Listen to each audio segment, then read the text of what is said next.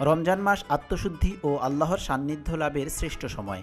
এ মাসে যে কোনো নেক আমলের সওয়াব বহুগুণ বৃদ্ধি পায়।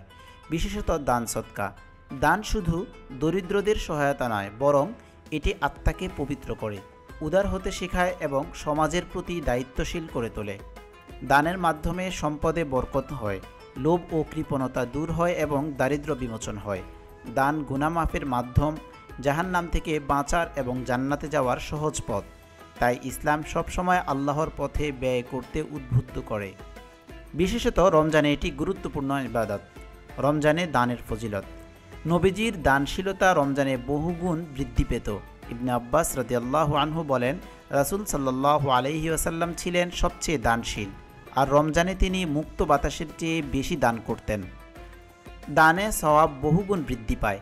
আল্লাহ বলেন, যারা আল্লাহর পথে ব্যয় করে তাদের দৃষ্টান্ত একটি শস্য বীজের মতো, যা থেকে 7টি শীষ গজায় এবং প্রতিটি শীষে 100 শস্য দানা থাকে। দান সমাজে সহমর্মিতা বৃদ্ধি করে। আল্লাহ বলেন, তারা একে অপরকে ধৈর্য ও দয়ার উপদেশ দেয়। জাহান্নাম থেকে রক্ষা করে। নবীজি সাল্লাল্লাহু আলাইহি ওয়াসাল্লাম বলেন, আগুন থেকে বাঁচো একটি খেজুরের টুকরো দিয়েও যদি হয়। রমজানের সর্বোত্তম দান।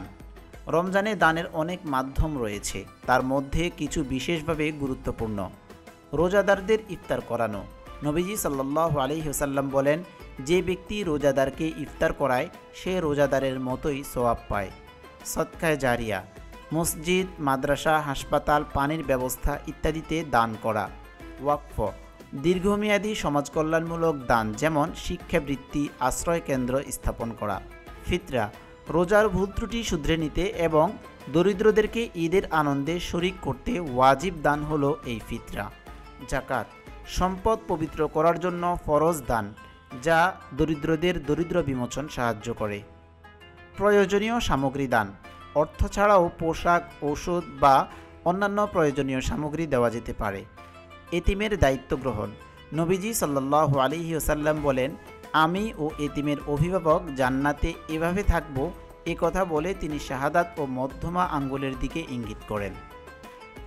নিপীড়িত মানবতার পাশে দাঁড়ানো। মুসলিম উম্মাহ বিভিন্ন জায়গায় নির্যাতিত হচ্ছে। সংখ্যালঘু ও সংখ্যাগরিষ্ঠ উভয় অবস্থানেই নানা নিপীড়নের শিকার হচ্ছে। ক্ষেত্রবিশেষে তাদেরকে বন্দি জীবন থেকে মুক্তির ব্যবস্থা করা এবং তাদের কাছে খাবার ও পানীয় পৌঁছে দেওয়া ইমানি দায়িত্বের ভিতরেই পড়ে। কষ্ট ও ত্যাগের মাধ্যমে সেসব ভাই বোনদের ইমানের দৃঢ়তা বজায় রাখতে আপনার দান সদকা গুরুত্বপূর্ণ ভূমিকা পালন করতে পারে।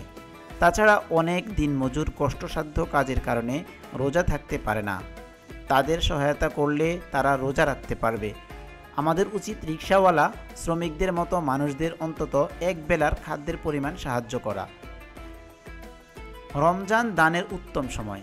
রমজানের শুরুতে দরিদ্ররা যেন স্বাচ্ছন্দ্যে ইবাদত করতে পারে, ইফতারের আগে অভাবী রোজাদারদেরকে সাহায্য করতে শেষ দিকে, অর্থাৎ রমজানের শেষের দিকে, অর্থাৎ বিশেষ করে লাইলাতুল কদরে, যাতে হাজার মাসের সওয়াব পাওয়া যায়। ঈদের আগে দরিদ্ররা যেন ঈদের আনন্দ ভোগ করতে পারে। আমরা যেন দান সৎকার মাধ্যমে আল্লাহর সন্তুষ্টি অর্জন করতে পারি এবং সমাজকে কল্যাণে ভরিয়ে তুলতে পারি। আল্লাহ আমাদের সবাইকে দানশীল হওয়ার তৌফিক দান করুন। আমিন।